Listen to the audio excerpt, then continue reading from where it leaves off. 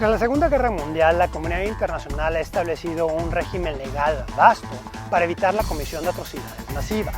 Justamente esta regulación para evitar este tipo de atrocidades está dividida en tres aspectos.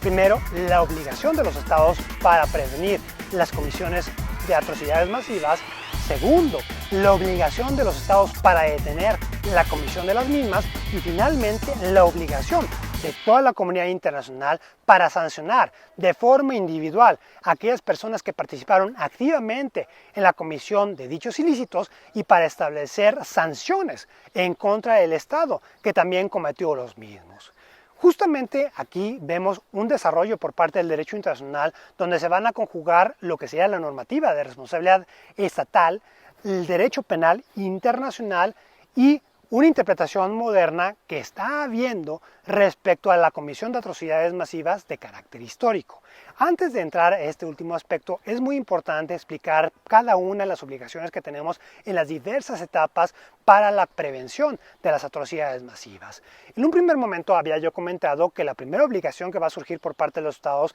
es la prevención. En esa prevención tenemos que es una prevención directa donde cada uno de los estados van a tener esta obligación respecto a su población y dentro de su territorio. Justamente en estos primeros momentos lo que se busca prevenir actos discriminatorios que poco a poco vayan a ir escalando la pirámide de odio y que eventualmente en su último grado puedan desenvolverse y convertirse en atrocidades masivas. Entonces aquí tenemos que los estados tienen que sancionar este lenguaje discriminatorio, este lenguaje incendiario, este lenguaje confrontacional en la cual se vaya a hacer una distinción racial al interior de estos y que propiamente pueda derivarse a la comisión de un genocidio, por ejemplo, o la comisión de crímenes de lesa humanidad cuando veamos que la distinción y la separación y la clasificación de la propia sociedad vaya a ser una clasificación artificial. Entonces, posteriormente, en la segunda etapa, cuando estamos hablando de la obligación de los estados para detener ya la comisión de atrocidades masivas, pues tenemos que aquí que va a entrar en juego justamente la figura de responsabilidad de proteger, donde hemos visto que hay diferentes etapas donde claramente se va a ir señalando cuáles van a ser las acciones que están legitimadas la comunidad internacional para ir adoptando poco a poco y que principalmente busca que el Estado, donde están aconteciendo de dichos actos, el mismo pueda estar a la altura de sus obligaciones de derecho internacional, revirar y sancionar dichas conductas antes de que la comunidad internacional pueda intervenir. Aquí se va a reconocer el carácter erga omnes de los derechos humanos y de igual manera el qué decir la legitimidad por parte de todos los estados extranjeros para poder tener la comisión de ese tipo de atrocidades en el territorio de un tercer estado en particular. Justamente aquí el principio de responsabilidad para proteger, ya lo hemos platicado, como es una evolución natural de la intervención humanitaria, donde lo que se busca es justamente complementar los esfuerzos nacionales para que en un primer momento el Estado donde están aconteciendo estos actos sea el que responda a los mismos y solamente ante la ausencia o la imposibilidad de acción por parte de este, ahora sí puede entrar en acción el resto de la comunidad internacional. Entonces, dentro de la responsabilidad de proteger, pues vamos a ver el agotamiento de los recursos diplomáticos, posteriormente, ahora sí, ya la activación del esquema multilateral en la cual se puede hacer una intervención humanitaria, como comentamos, de forma colectiva o de forma unilateral, pero siempre y cuando esté legitimada bajo los auspicios del Consejo de Seguridad de las Naciones Unidas, actuando bajo el capítulo 7 de la Carta, y de igual manera en la tercera etapa, pues ahora vamos a tener ya la etapa donde se tiene que sancionar tanto a los individuos que participaron en la comisión de dichos ilícitos como el Estado, donde se acontecieron dichas atrocidades, tiene que responder por esos hechos internacionalmente ilícitos. Justamente en esta última etapa estamos hablando de la responsabilidad estatal por hechos internacionalmente ilícitos, la responsabilidad penal individual, donde las personas que participaron en esas atrocidades pueden ser sancionados bajo el principio de jurisdicción universal dentro de las Cortes Nacionales de cualquier otro Estado o puede referirse a la situación ante un tribunal internacional de carácter permanente, como la Corte Penal Internacional, en caso de que el Estado donde cometieron las atrocidades masivas sea un Estado parte del Estatuto de Roma, o en su defecto el Consejo de Seguridad, actuando nuevamente bajo el capítulo 7 de la Carta de las Naciones Unidas, refiere la situación a la Corte Penal Internacional, aun cuando el Estado no sea parte del Estatuto de Roma, como lo veíamos hace unos años en el caso de Sudán. De esta forma, pues tenemos que ahí se va a imponer la responsabilidad penal de los individuos para poderlos sancionar individualmente, y paralelamente el Estado tiene que otorgar reparaciones. Si bien es cierto, tenemos que hoy en día se ha interpretado de forma moderna cada una de las obligaciones que derivan de cada una de esas etapas para prevenir, para detener y para sancionar la comisión de atrocidades masivas, y uno de los ejemplos más representativos los podíamos ver como en las Cortes Nacionales de Países Bajos se había interpretado que sus tropas nacionales habían violentado la obligación del Estado holandés de prevenir la comisión del genocidio, ya que cuando los mismos fueron desplegados como parte de las misiones de paz en el exterritorio de la ex Yugoslavia, y como los mismos actuaron durante la década de los 90 bajo una interpretación muy conservadora de la Carta de las Naciones Unidas, donde no se le permitía a esas misiones de paz el poder participar proactivamente para detener este tipo de atrocidades, que es justamente lo mismo que veíamos en Ruanda, el gobierno holandés reconoció que había sido corresponsable de las atrocidades que se cometieron en este territorio, ya que sus tropas no intervinieron activamente para prevenir esta limpieza étnica que tuvo la guerra de los Balcanes. Entonces, si bien es cierto tenemos esas interpretaciones modernas, hay un aspecto de las atrocidades masivas que todavía no tenemos en claro, y que hoy en día, en esas últimas épocas, hemos visto que ha surgido, que es justamente la solicitud de disculpas por la comisión de atrocidades masivas de carácter histórico. Y aquí me estoy haciendo referencia a estas atrocidades masivas que se cometieron hace ya más de 500 años durante el periodo de la conquista. Y para ejemplificarlo podemos ver la carta que el gobierno de México remitió en el 2019 al Reino de España, donde el gobierno de México le solicitaba a España una disculpa pública por las atrocidades masivas que hubo por la conquista y durante el régimen colonial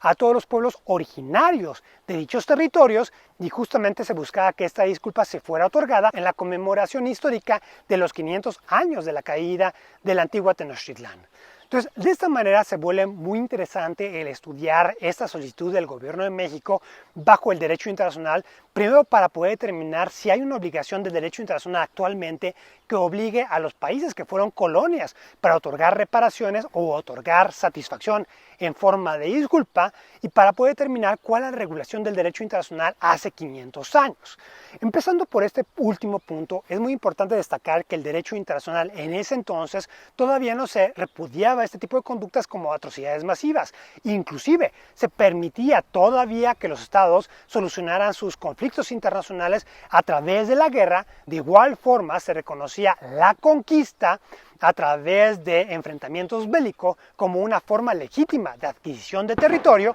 e inclusive teníamos la discusión en esos momentos sobre si los pueblos originarios, los indígenas, tenían alma o no, y justamente eran los primeros momentos donde filosóficamente empezamos a ver la creación de los fundamentos de la dogmática moderna de los derechos humanos, donde ya se reconoce que todas las personas van a tener los mismos derechos a la luz del derecho internacional. Sin embargo, el derecho internacional en ese entonces, hace 500 años, todavía no era bastante claro. Entonces, si nos preguntamos si existe una obligación de derecho internacional para solicitar que se otorguen ese tipo de disculpas, la respuesta va a ser no, porque el derecho internacional no repudiaba tales conductas en ese momento histórico en particular. De igual manera, tenemos que hoy en día no hay la obligación de ningún Estado de reconocer las atrocidades masivas que se cometió en ese momento, justamente por el conquistar estos territorios, por explotarlos y darse durante el régimen colonial las 3 Cs, que sería el establecimiento de nuevas rutas de comercio, los esfuerzos de evangelización, de propagar la cristiandad y finalmente el establecer estas nuevas formas de civilización o imponer una forma específica de civilización a estos pueblos. Y justamente estas ideas de imponer esta forma de civilización moderna pues la vemos todavía codificada dentro del artículo 38 del Estatuto de la Corte Internacional de Justicia, cuando vemos que se habla de los principios generales del derecho reconocidos por las naciones civilizadas. En otras palabras, no solamente bastaba que esos países ya hubieran adquirido su independencia, sino que los mismos se sometieran a los tratados que ya estaban vigentes dentro del Concierto de Europa, y hasta que esos estados hayan aceptado dichos tratados, se consideraba que esos estados ya eran parte de las naciones civilizadas. Aquí se vuelve muy relevante también la decisión de la Suprema Corte de los Estados Unidos en el caso Puckett-Havana, donde se había señalado que Japón había sido el último estado en ingresar al grupo de naciones civilizadas justamente por aceptar el derecho internacional como válido. De esta forma, pues tenemos que no hay nada dentro del derecho internacional actual que obligue a los estados a otorgar este tipo de disculpas por atrocidades masivas de carácter histórico. Si bien es cierto, hay un ejercicio de autorreflexión, donde algunos estados han otorgado estas disculpas, especialmente para ciertos segmentos de su población, la justificación dogmática por la cual la han otorgado es para poder lograr la reconciliación nacional. Entonces, se ha argumentado que lo mismo operaría dentro de las relaciones internacionales cuando un tercer estado ofrecía las disculpas a otra potencia que fue colonizada, pero justamente cuando se busca esta reivindicación y el acercar a los dos pueblos. Entonces aquí lo que nos tendríamos que preguntar es si efectivamente hay un distanciamiento entre el gobierno de México y el gobierno de España, y la respuesta va a ser no. No hay nada que históricamente nos señala que haya una ruptura diplomática entre ambos estados, sino todo lo contrario. Pareciera ser que justamente esta petición de que ofrecieran disculpas es lo que ha llevado a un distanciamiento, especialmente porque el Reino de España no ha otorgado una respuesta al gobierno de México tras la carta que se remitió en el 2019. E inclusive también se ha criticado que este tipo de cartas, cuando se le manda a la potencia colonizadora, pues justamente están perpetuando esta disparidad en la interrelación entre ambas naciones, porque justamente cuando se le da este tipo de cartas, el enfoque que se le dio a la que el Estado mexicano mandó al Estado del Vaticano, donde aparte de solicitarle disculpas, le pidió que le prestara ciertos códigos de carácter histórico para que los mismos fueran exhibidos dentro de la conmemoración de la celebración de los 500 años de la caída de la antigua Tenochtitlán, pues vemos que se está perpetuando esta simetría en la relación, donde se le está pidiendo primero que consideren otorgar disculpas, y segundo, que por favor nos presten este tipo de documentos, y justamente se está perpetuando esta visión de que esta potencia colonizadora sigue siendo el benefactor del territorio que fue colonizado, y el territorio colonizado todavía pidiéndole de esta forma a estas potencias excoloniales, pues va a perpetuar este plano dispar en la interrelación entre ambos estados. Entonces vamos a ver que este ejercicio, cuando un estado le va a ofrecer disculpas a un tercer estado, pues tiene que venir de un ejercicio de autorreflexión, donde el mismo reconozca que hay una obligación de carácter moral y que a la luz del derecho internacional actual se debe de revalidar su valor actual. Y justamente aun cuando estos actos hayan acontecido hace ya más de 500 años, con la finalidad de consolidar el régimen actual, otorgar disculpas para señalar y condenar estas acciones, las cuales sean repudiadas hoy, antes y después, especialmente pues para establecer claramente una práctica internacional.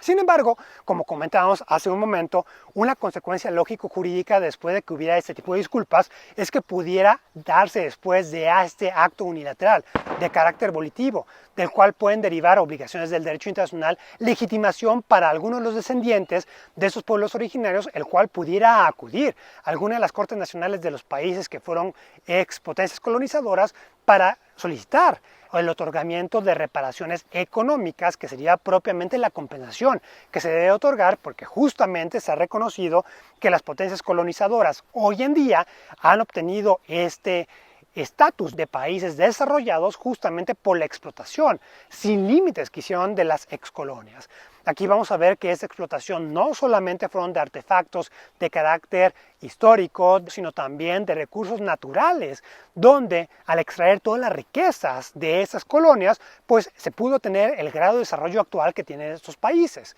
Justamente esta misma dinámica es uno de los grandes problemas que tenemos dentro de las discusiones para reducir el cambio climático, porque aquellos países nacientes, aquellas potencias nacientes, están reclamando a aquellos países ya desarrollados el por qué tienen que reducir sus emisiones de CO2 si cuando fue la revolución industrial los países desarrollados no tuvieron obstáculo alguno. Y hoy en día, cuando se necesita este gran desarrollo industrial por parte de estas potencias nacientes, ahora sí se busca disminuir el mismo y justamente perpetuar nuevamente la asimetría económica que tenemos entre los países ya desarrollados y estas nuevas potencias que están desarrollándose. Entonces, esto es uno de los grandes problemas y vamos a ver que uno de los desarrollos modernos va a ser, como parte de este ejercicio de autorreflexión, también el devolver todas las piezas arqueológicas que los países que están otorgando ya estas disculpas a sus legítimos propietarios, a aquellas naciones de las cuales fueron extraídos. En otras palabras, estamos viendo que los estados están reconociendo que sus museos no van a mantener ningún vínculo real, ningún vínculo genuino cultural con esas piezas robadas y justamente de forma propia o mutua están regresando las mismas a sus legítimos dueños. Esta problemática pues, la estamos teniendo alrededor del mundo porque también vemos que todo el corpus del derecho internacional en la cual vamos a ver la normatividad para devolver este tipo de piezas arqueológicas y piezas culturales robadas, pues no va a ser muy claro porque justamente también fue redactado para proteger todas estas colecciones privadas que existen hoy en día alrededor del mundo. De igual forma tenemos la problemática donde para poder hacer una reclamación de este tipo de piezas arqueológicas, las mismas ya debieron haber sido inventariadas dentro del estado en el cual supuestamente fueron robadas, pero si las mismas fueron robadas hace 400, 300 años, pues es imposible que hubiera un inventario de las mismas y justamente es uno de los grandes impedimentos que tenemos bajo el derecho internacional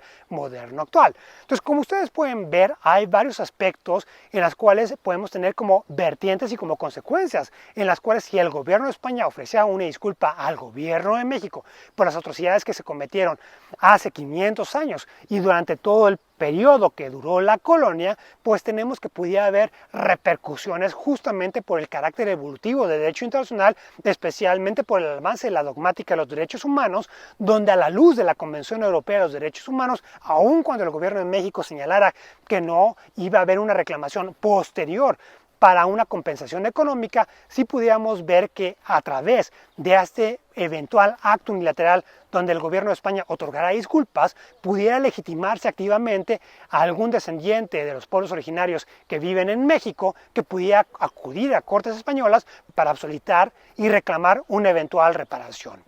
Entonces, de esta manera, pues también tenemos que al no haber una ruptura de relaciones diplomáticas, también lo que puede ocasionar, y es justamente lo que hemos visto, cuando ciertos países le exigen disculpas a un tercer estado y ese tercer estado ofrece las mismas, pues vamos a ver que en posteriores momentos nuevamente se va a repetir la misma dinámica sobre pretexto de que el país que recibió las disculpas señala que no fueron verdaderamente sinceras las disculpas que otorgó la tercera potencia y de igual manera que estas disculpas no fueron lo suficientemente completas o de carácter integral. En otras palabras, se estaría abriendo un círculo vicioso, el cual pudiera ser de carácter interminable, considerando que después de que México se vuelve independiente, dentro de los tratados que celebró la independencia, pues ya se había zanjado cualquier reclamación entre México y el Reino de España y justamente como condicionante del zanjamiento de este tipo de disputas, de eventual disputas, es que el Reino de España le otorga el reconocimiento de independencia al México naciente. Entonces, como podemos ver, el punto en el cual tenemos las disculpas por la comisión de atrocidades masivas de carácter histórico es todavía una fase del derecho internacional todavía no desarrollada, en la cual estamos viendo ciertas acciones por parte de algunos estados que parece indicar que puede haber cierto desarrollo hacia cierto rumbo, pero mientras no exista ningún tratado o una práctica clara codificada ya como costumbre internacional, podemos señalar que no hay ninguna obligación bajo el derecho internacional moderno para que un estado le pueda exigir al otro el ofrecimiento de disculpas por atrocidades masivas cometidas hace ya más de 500 años. Muchísimas gracias por su atención. No olviden darle like al video, dejarme sus comentarios y suscribirse al canal. Hasta la próxima.